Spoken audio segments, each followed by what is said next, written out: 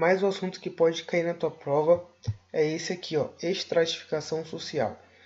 Caiu no Enseja ano passado o sistema de castas. Vou falar rapidamente o que significa. Vou falar também o que é o sistema de estamentos e rapidamente o sistema de classes. Ok? Então vamos lá. Estratificação social, o que significa? Significa quando o indivíduo ele se organiza dentro de uma determinada camada social. Estratificação significa níveis, camadas. E aí quando nós falamos sobre estratificação social, estamos falando o modo como esse indivíduo ele se posiciona dentro de uma determinada estrutura social. E existe a primeira estrutura social, que foi o sistema de castas. O sistema de castas tem como uma de suas características a hereditariedade. Então significa que o nascimento em uma determinada família decide a condição social do indivíduo. E aí, independentemente do mérito, de uma competência ou de uma habilidade dessa pessoa. A pessoa vai herdar o status social, ok? Ao nascer.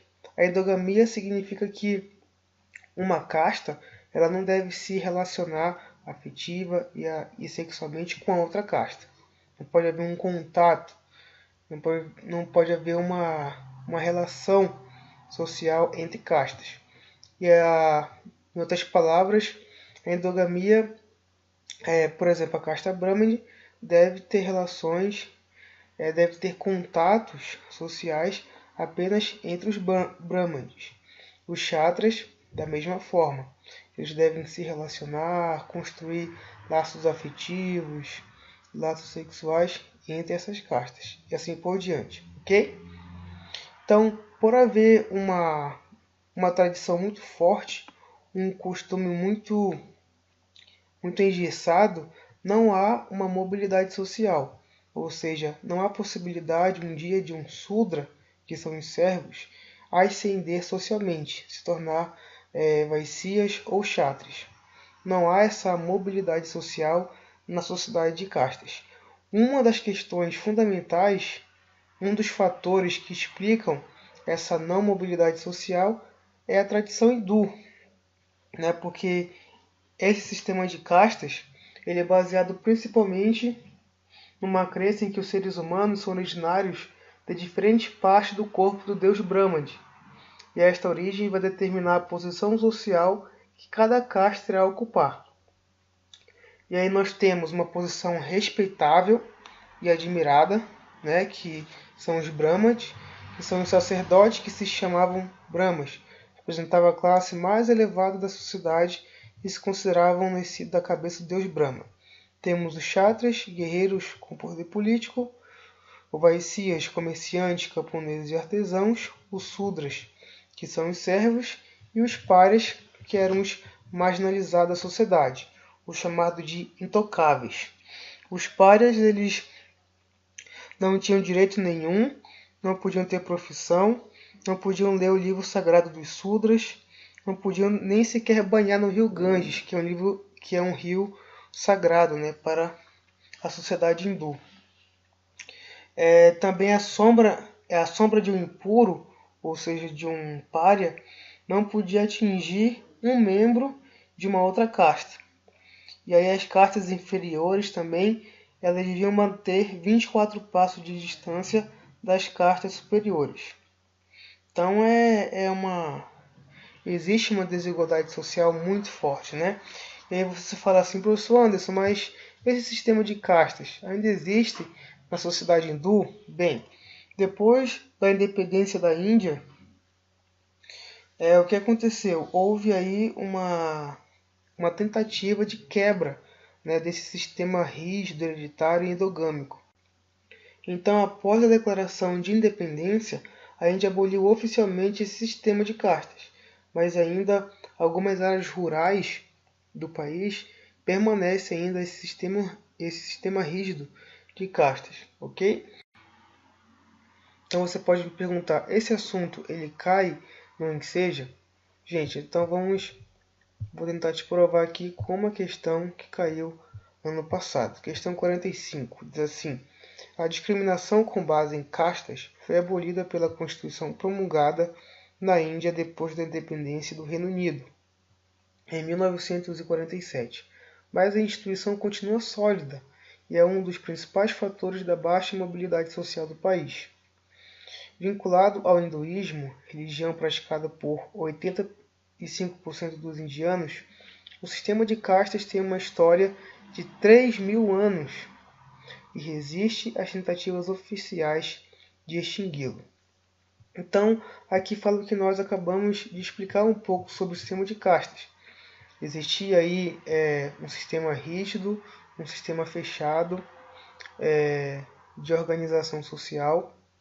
Depois temos aqui a Constituição tentando abolir esse sistema de castas, né, que foi promulgada em 1947, onde colocou a Índia como um país independente e tirou todos os vínculos que ela tinha com o Reino Unido, mas mesmo assim o sistema de castas tentou aí se fortalecer ou então sobreviver na nova sociedade indiana.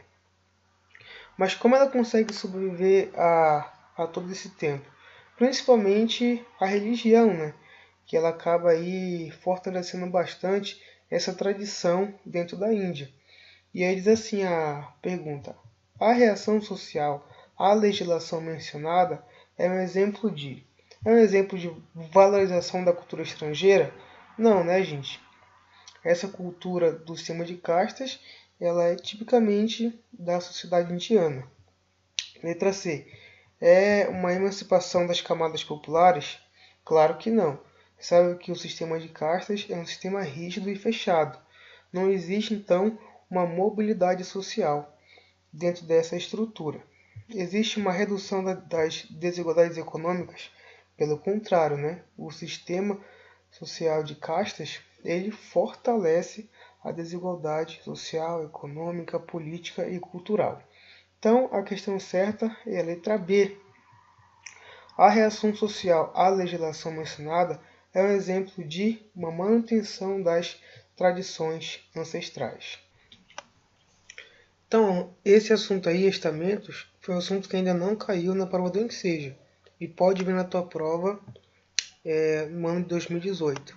Então, estamentos tem como principal exemplo a sociedade feudal, a famosa Idade Média, ok? E como é que eles se organizavam? Primeiramente havia o rei, o detentor do poder político e econômico. Depois tínhamos a alta nobreza e o alto clero, a baixa nobreza e o baixo clero. E por fim temos o povo, composto pelos servos e o campesinato. Então aqui a estrutura era muito bem definida na Idade Média, mas havia sim uma pequena mobilidade social. O rei poderia dar um título de honra para uma certa pessoa, o clero poderia chamar, convocar pessoas para assumir cargos. Havia também um casamento, né, entre um nobre e uma camponesa, um nobre ou então um servo, mas eram exceções muito raras. E por fim nós temos a sociedade de classes, ok? Que é determinada por fatores econômicos, políticos, culturais e tem também o polêmico mérito, né? O teu desempenho, o teu esforço pessoal para conseguir ascender socialmente. O sistema característico aí da sociedade de classes é o sistema capitalista, ok? E aí você consegue ver a diferença dessa pirâmide para a sociedade de classes e para os estamentos. Aqui nós temos o topo da pirâmide, que são os bilionários. Hoje, 1.800 pessoas são bilionárias, né, no mundo. Temos a sociedade rica, temos a classe média alta, a classe média baixa, classe pobre e abaixo da linha da pobreza, ok?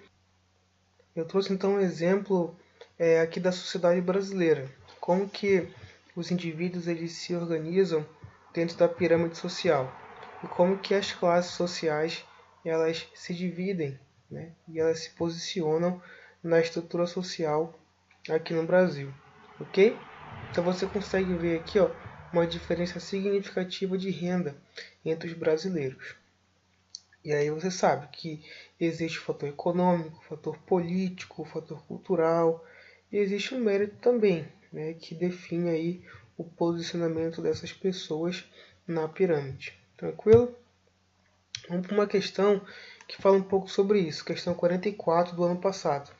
No final do século XIX e nas duas primeiras décadas do século XX, o processo de conhecimento sobre futebol, tanto na Argentina quanto no Brasil, ocorreu de uma maneira múltipla e complementar. Ao mesmo tempo que as elites praticavam com a bola nos colégios, as camadas populares jogavam nos terrenos baldios, construindo seus laços com o esporte. Você concorda então que as classes sociais elas se relacionam de forma muito diferente e o modo de viver das classes sociais também se distanciam e são muito particulares?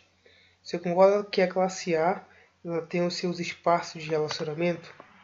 Você concorda que existem escolas para ricos, existem os espaços de vivência entre eles, restaurantes, carros, roupas e até mesmo comida?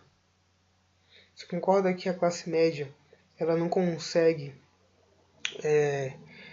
frequentar espaços de vivência da classe alta? Você concorda que uma pessoa de classe baixa ela não consegue colocar o seu filho em uma escola de classe alta? Então, existe uma diferença muito grande, né, entre classes sociais. E o autor aqui ele colocou um exemplo, que foi o esporte. Nesse período, no final do século XIX e nas duas primeiras décadas do século XX, o esporte, aqui como exemplo o futebol, ele era visto e era vivenciado de forma muito diferente entre a classe alta e a classe baixa.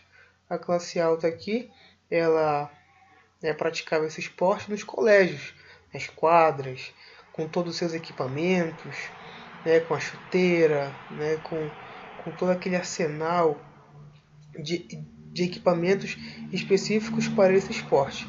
E existia o outro lado da moeda, que as camadas populares jogavam a bola descalço em terrenos baldios, a vala passando pelo lado, às vezes não era nem a bola, eles